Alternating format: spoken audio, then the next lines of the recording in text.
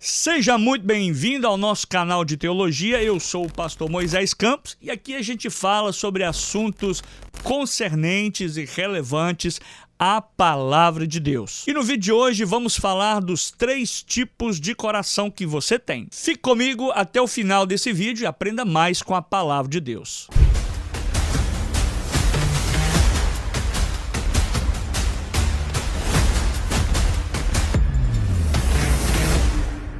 No vídeo de hoje, vamos falar dos 3 tipos de coração que você tem. Aliás, todos nós possuímos 3 corações. No meu vídeo sobre doenças psicossomáticas, eu falei um pouquinho sobre o coração e usei o texto de Provérbios, capítulo 4, verso 23. Mas hoje aqui nesse vídeo eu quero dedicar esse trabalho, quero dedicar esse vídeo somente sobre o assunto coração. E eu quero deixar bem claro que eu não vou usar aqui uma metáfora como expressão de linguagem, como por exemplo, coração duro, coração fértil, coração espinhoso, coração amargo, coração feliz, nada disso. Mas vamos falar dos tipos de coração que você tem. O primeiro coração que todos nós temos, obviamente, é o coração físico. Esse músculo que você tem aí no seu peito. Você sabia que o coração está localizado no centro do seu chest? No meio do seu peito. Não do lado esquerdo, como muitos dizem. Até porque quando a pessoa sofre uma parada cardíaca ou qualquer outro tipo de complicação no coração e precisa sofrer uma massagem cardíaca, a massagem é feita no centro do peito. A palavra coração em hebraico é lev.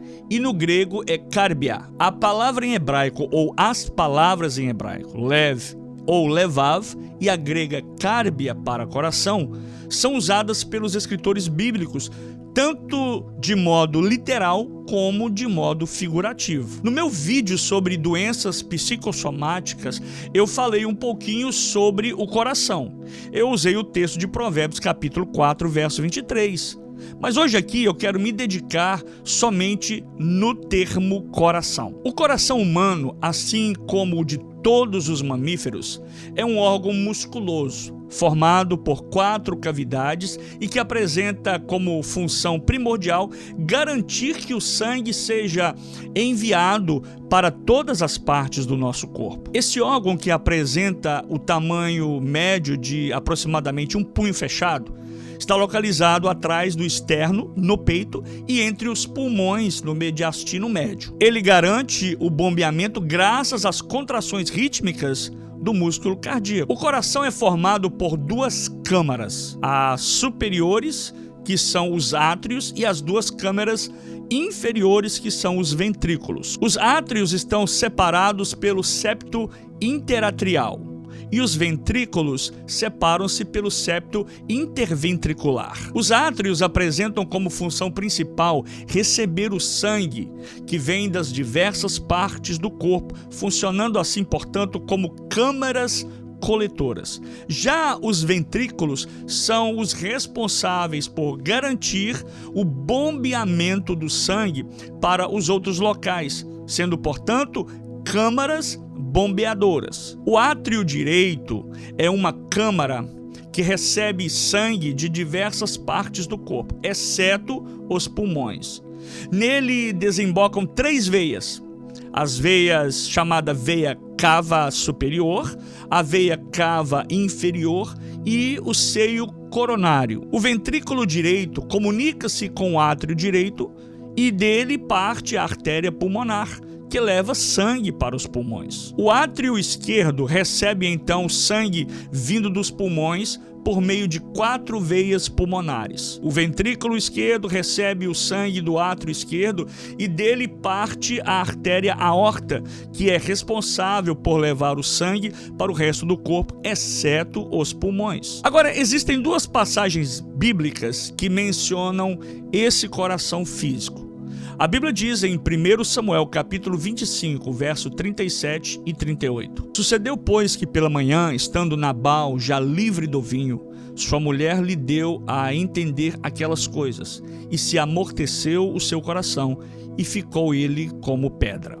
E aconteceu que, passados quase 10 dias, feriu o Senhor a Nabal, e este morreu. Esse texto é bastante interessante porque, apesar do atraso na morte de Nabal, talvez nesse caso, coração aqui em questão significasse diafragma, o que foi enfraquecendo aos poucos, e Nabal foi perdendo a respiração e passado 10 dias ele morreu. Coração psicológico. A palavra em questão agora é um pouco diferente, porque a palavra em si, ela se traduz em psique. A palavra tem origem no grego psique, e que é usada para descrever alma ou espírito.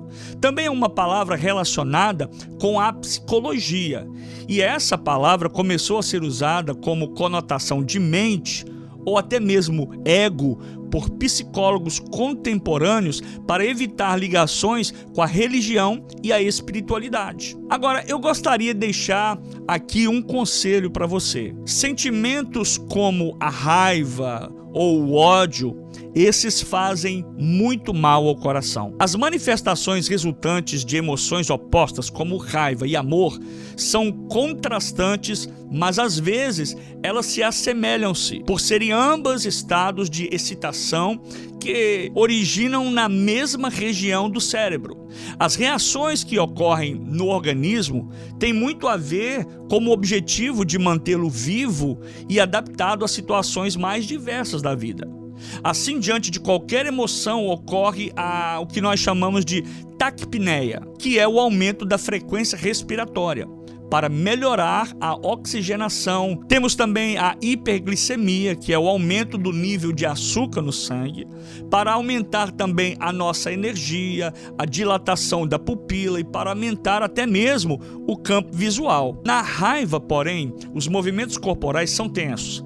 A voz fica meio ríspida, as contrições ou dilatação dos vasos de espasmo intestinais, inibição dos reflexos sexuais, você perde eles. Há uma contração vesical, a boca fica seca, você começa a suar, existe uma hipertensão arterial, o aumento da agregação plaquetária e a depressão do sistema imune. O que acontece nessa hora? A sua imunidade fica baixa.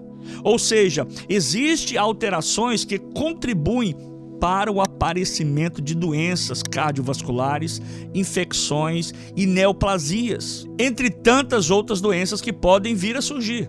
Agora, o melhor remédio para situações como essa é viver uma vida em paz, amando mais. Você já pensou em amar mais, desfrutar mais a sua vida, viver momentos mais agradáveis?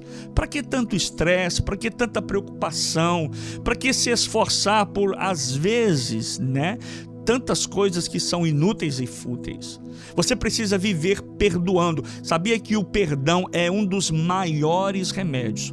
Porque, na verdade, quando você perdoa, você não está beneficiando apenas o que está sendo perdoado, mas o maior beneficiado é você. Então, perdoar faz um bem muito grande para nós. Perdoe mais, ame mais, para que evite, então, doenças cardiovasculares. O coração é o centro do intelecto. Salmos 19:14 diz: sejam agradáveis as palavras do meu coração. Salmo 119, o salmista diz que no coração está escondida a palavra de Deus. Em Romanos 10, verso 9, o coração tem a capacidade de crer. O coração como o centro das emoções. Êxodo 4:14 diz que nós temos que ter um coração alegre. Deuteronômio 6:5 diz que um coração ele deve ser amoroso.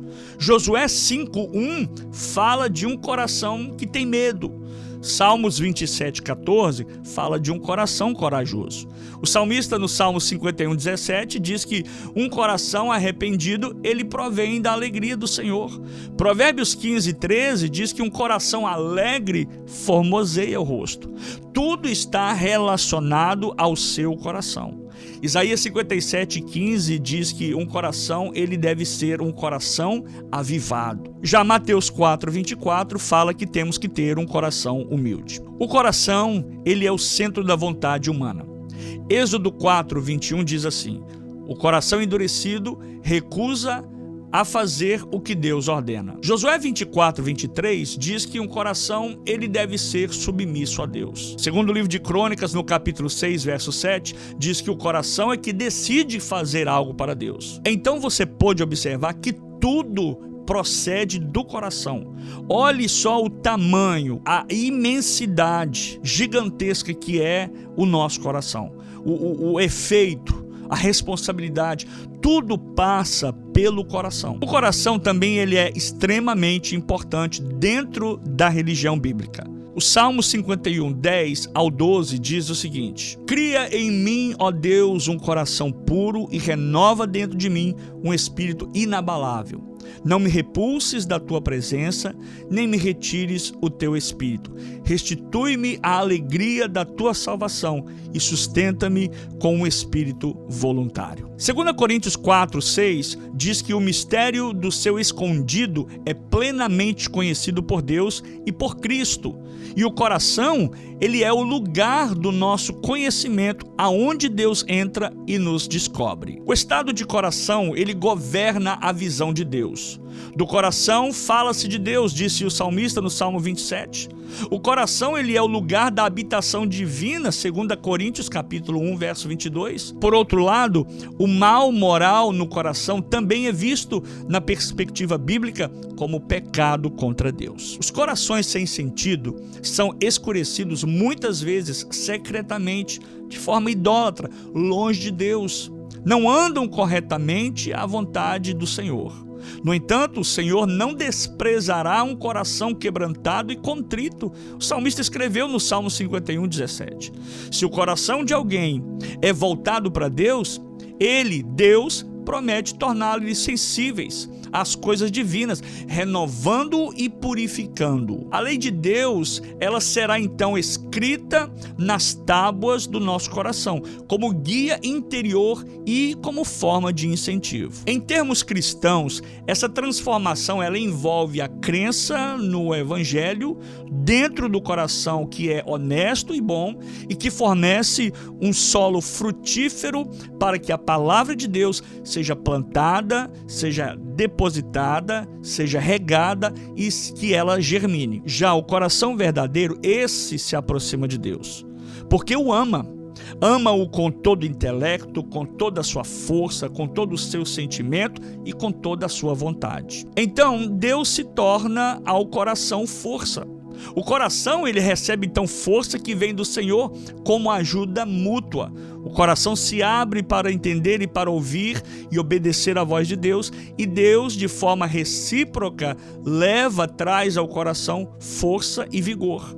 O coração ele é recompensado, existe uma renovação, existe uma graça, uma dádiva de Deus, o coração recebe paz e alegria. Assim então, o antigo ideal, o antigo propósito que fora proposto ao homem, torna-se possível novamente o de ser um homem segundo o coração e o propósito de Deus. 1 Samuel, capítulo 13, verso 14. Um pressuposto fundamental da Escritura é que o coração humano está constantemente aberto a influências de cima e de baixo. Deus apodera-se dos corações humanos, disse Ezequiel no seu capítulo 14, verso 5, porque inclina os corações para a sua verdade de maneiras corretas. O salmista disse no Salmo 119, coloca-nos na posição em que o nosso coração possa cumprir os seus propósitos, tanto para julgamento quanto para a salvação. Tá aí para você a nossa explicação sobre esse tema, sobre o coração, a pedido dos nossos